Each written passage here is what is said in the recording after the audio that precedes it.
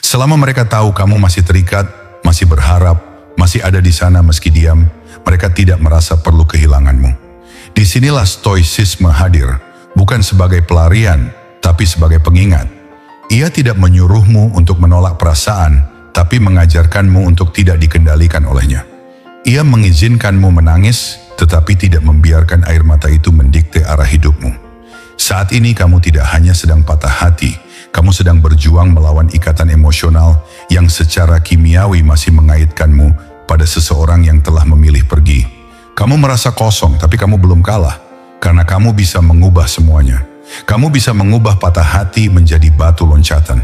Kamu bisa belajar bahwa diam kadang lebih kuat daripada bujukan, dan melepaskan bukan berarti menyerah, justru tanda dari keberanian untuk sembuh. Semakin kamu membiarkan mereka pergi, semakin kamu mendapatkan kembali kekuatanmu. Ini bukan tentang bagaimana membuat mereka kembali. Ini tentang menjadi seseorang yang tak lagi bergantung pada kehadiran mereka. Seseorang yang utuh, bahkan ketika ditinggalkan. Akan ada hari-hari sulit, akan ada malam panjang yang membuatmu merasa sendiri. Tapi seiring waktu, kamu akan membangun ulang dirimu sendiri dengan fondasi yang lebih kokoh, dengan keyakinan yang lebih dalam. Dan saat semua itu selesai, mungkin mereka tak akan mengenalimu lagi. Namun jauh di dalam hati mereka akan berharap bisa mengenal kembali seseorang sekuat dirimu yang dulu pernah mereka abaikan. Dan kamu tidak akan lagi menunggu, karena kamu akhirnya mengingat siapa dirimu sebenarnya, dan itulah awal dari segalanya.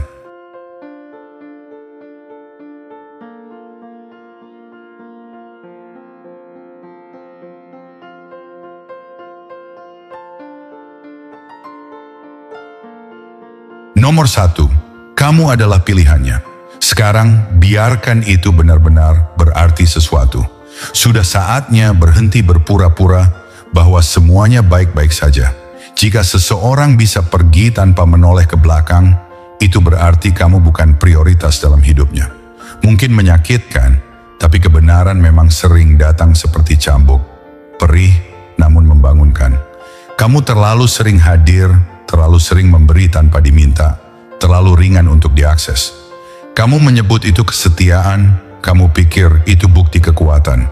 Tapi dari sudut pandangnya, itu bisa terlihat sebagai kelemahan. Tidak menantang, terlalu mudah ditebak. Dalam psikologi relasional, kita menyadari bahwa kehadiran tanpa jeda bisa kehilangan nilai, bukan karena niatmu salah, tapi karena manusia seringkali hanya menghargai sesuatu saat itu hampir hilang. Keakraban tanpa batas menciptakan kebosanan. Ketulusan yang tak pernah mengenal batas bisa terdengar seperti kebisingan latar, seperti radio yang terus menyala tanpa pernah benar-benar didengar. Pada satu titik, usahamu tidak lagi dipandang sebagai bentuk cinta, tapi sebagai pola yang tidak perlu ditanggapi. Dia tidak perlu menjauh secara terang-terangan, dia hanya perlu berhenti memberi energi. Sisanya, kamu yang lakukan. Kamu mengejar, kamu mengisi keheningan, kamu mencoba membuktikan nilai dirimu seolah sedang diadili di ruang yang hanya dihuni oleh bayanganmu sendiri. Dan disitulah letak kekalahanmu. Bukan karena dia pergi, tapi karena kamu melupakan siapa dirimu. Carl Jung pernah berkata bahwa kita tidak menjadi sadar dengan membayangkan figur cahaya, tetapi dengan membuat kegelapan menjadi sadar. Artinya, kesadaran bukan dibentuk oleh harapan, tetapi oleh keberanian untuk melihat luka tanpa menyangkalnya. Dalam relasi, kamu secara tidak sadar telah melatih orang lain untuk memperlakukanmu, sebagaimana kamu memperlakukan dirimu sendiri. Kamu mengajarinya bahwa kehadiranmu tidak punya syarat, bahwa kamu akan selalu ada apapun yang ia lakukan, bahwa kamu adalah satelit yang mengorbit tanpa henti, bahkan ketika pusat gravitasinya sudah lama tidak menganggapmu ada. Tapi sekarang kamu berjalan, bukan untuk melukai, bukan untuk membalas, tapi karena kamu akhirnya sadar bahwa mengejar seseorang yang tidak memilihmu adalah bentuk bunuh diri emosional yang lambat namun pasti. Disinilah kebijaksanaan sufistik menemukan maknanya, bahwa cinta yang sejati bukan tentang menggenggam, melainkan tentang melepaskan. Bukan karena kita menyerah, tapi karena kita percaya bahwa yang ditakdirkan akan kembali dengan sendirinya. Dan yang bukan, akan pergi tanpa perlu diusir.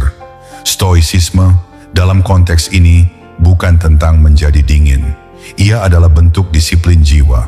Ia berkata, jika sesuatu bukan milikku menurut fitrahnya, maka aku akan melepaskannya. Tanpa kemarahan, tanpa dramatisasi, hanya jarak dan martabat. Saat kamu memilih untuk diam, kamu menjadi teka-teki. Dan dalam dunia psikologi relasi, teka-teki membangkitkan rasa penasaran. Rasa penasaran melahirkan ketegangan. Dan dari ketegangan, lahir kembali kekuatan. Mungkin sekarang dia mulai bertanya-tanya, mulai menebak-nebak apa yang berubah. Tapi hal itu tidak lagi penting, karena semua ini bukan untuknya. Ini adalah perayaan kecil untuk dirimu sendiri. Kamu adalah pilihannya dulu. Tapi sekarang bisa jadi dia tak lagi menjadi milikmu. Dan yang mengejutkan, kamu pun mungkin tak lagi menginginkannya saat ia kembali. Nomor 2, rasa sakit adalah guru. Dengarkan baik-baik, bagian terburuk dari perpisahan bukanlah saat hubungan itu berakhir, tapi apa yang datang setelahnya. Keheningan yang pekat, kekosongan yang tiba-tiba. Perasaan seperti sedang jatuh ke dalam ruang hampa di mana suara tak bisa menjangkau. Kamu memutar ulang segalanya. Apa yang kamu katakan, apa yang seharusnya tidak kamu katakan. Pesan tengah malam yang tak dibalas. Kata-kata terakhir, tatapan terakhir. Cara mereka melupakanmu begitu saja. Semuanya seperti duri-duri kecil yang tak terlihat, tapi terus menusuk dari dalam. Dan itu sungguh menyakitkan. Tapi rasa sakit itu nyata, sah. Dan kebanyakan orang mencoba lari darinya. Mereka mengalihkannya dengan kesibukan, relasi baru, pelarian sesaat. Mereka berpura-pura sedang baik-baik saja, padahal yang sebenarnya terjadi adalah mereka menunda pertemuan dengan luka. Mereka mematikan pelajaran yang seharusnya sedang dimulai. Tapi kamu tidak bisa lari dari patah hati, bukan jika kamu ingin benar-benar sembuh. Kamu harus duduk di dalamnya, tinggal di tengah bara itu, dan membiarkannya membakar lapisan-lapisan ego, ilusi, dan harapan kosong yang pernah kamu peluk terlalu erat. Bukan karena kamu mencintai rasa sakit, tapi karena rasa sakit membawa pesan. Ia adalah informasi mentah dari bawah sadar. Seperti yang dikatakan Carl Jung, hanya dengan menghadapi bayanganmu, kamu bisa jadi utuh. Rasa sakit menyingkapkan apa yang kamu pegang erat. Apakah itu cinta sejati atau sekadar ketergantungan emosional? Apakah kamu mencintai mereka atau mencintai ide tentang dirimu ketika bersamanya? Seringkali kita tidak hancur karena orang itu pergi, tetapi karena versi diri kita yang melekat pada hubungan itu ikut lenyap bersamanya. Dan disinilah kebijaksanaan stoik dan sufistik bertemu. Keduanya tidak menghindari luka, tetapi menyambutnya sebagai jalan pulang ke dalam diri. Stoicisme mengajarkan kita untuk bertanya, apakah ini berada dalam kendaliku? Jika tidak, maka lepaskan. Sufisme mengajarkan hal serupa, hanya dengan bahasa yang lebih lembut. Apapun yang membuatmu lepas dari dirimu yang palsu, itulah rahmat, meski datang dalam bentuk luka. Jangan padamkan rasa sakitmu, selami ia seperti kamu menyelami samudra, sunyi dalam malam tanpa bintang. Pelajari lekuknya, dengarkan pesannya. Setiap kali kamu menahan dorongan untuk menghubungi seseorang yang tak lagi memegang hatimu dengan hormat, kamu menjadi lebih kuat. Setiap kali kamu menangis namun tetap berdiri esoknya, kamu bertumbuh. Setiap kali kamu duduk dalam kesendirian tanpa memohon untuk ditemani, kamu membangun otot baru di dalam jiwamu. Lalu suatu hari, kamu menyadari satu hal yang mengejutkan. Rasa sakit ini tidak datang untuk menghukummu. Ia datang untuk membentukmu. Bukan menjadi versi dirimu yang dulu, yang mudah goyah, yang mengemis cinta, tetapi menjadi seseorang yang tak lagi bergantung pada siapapun untuk merasa cukup. Dan ironisnya, mungkin saat itulah orang yang dulu pergi akan mencarimu kembali, tapi kamu tak akan lagi berada di tempat yang sama. Jadi rasakan semuanya, tapi jangan mengejar, jangan meminta untuk dimengerti oleh seseorang yang tak mencoba memahami. Biarkan rasa sakit itu menjadi api yang menempamu. Biarkan ia mengeraskan niatmu dan mempertajam arah hidupmu. Karena versi dirimu yang keluar dari luka ini, dia bukan hanya lebih kuat, dia berbahaya dalam ketenangannya. Karena ia tak lagi butuh pengakuan, ia telah kembali ke pusat dirinya sendiri. Nomor 3, mereka memperhatikan. Bahkan ketika kamu pikir mereka tidak lagi melihatmu, mereka mungkin telah pergi, tapi itu tidak berarti mereka benar-benar lupa. Apa yang kamu lihat di permukaan seringkali hanya sebagian kecil dari kenyataan. Separuhnya adalah fakta, separuh lainnya adalah ujian diam-diam. Orang tidak selalu menghilang untuk benar-benar pergi.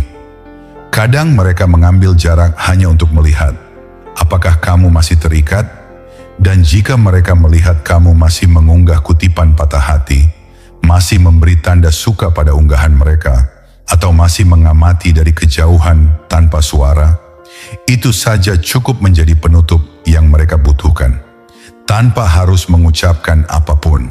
Karena itu berarti satu hal, kamu belum bebas. Namun ketika kamu menghilang sepenuhnya, bukan dengan kemarahan, bukan dengan kepahitan, tapi dengan ketenangan, itu mengguncang sesuatu yang lebih dalam. Sebab manusia tidak tahu harus berbuat apa terhadap keheningan yang benar-benar ikhlas. Ketika seseorang yang seharusnya mengejar justru memilih diam dan melanjutkan hidup, dinamika berubah. Naskah tak lagi berjalan sesuai harapan mereka. Mereka pikir kamu akan runtuh, kamu akan mencari validasi, kamu akan membuat suara untuk didengar. Tapi kamu tidak. Dan justru karena itu, mereka mulai memperhatikan lebih saksama. Dalam psikologi relasional, ini disebut disruption of narrative. Ketika seseorang tidak lagi bertindak sesuai ekspektasi emosional, maka ketegangan batin mulai muncul. Mereka tak suka mengakuinya, tapi mereka mulai mencari jejakmu. Mereka memindai kehidupanmu bukan karena rindu, tapi karena butuh tahu apakah kamu masih hancur.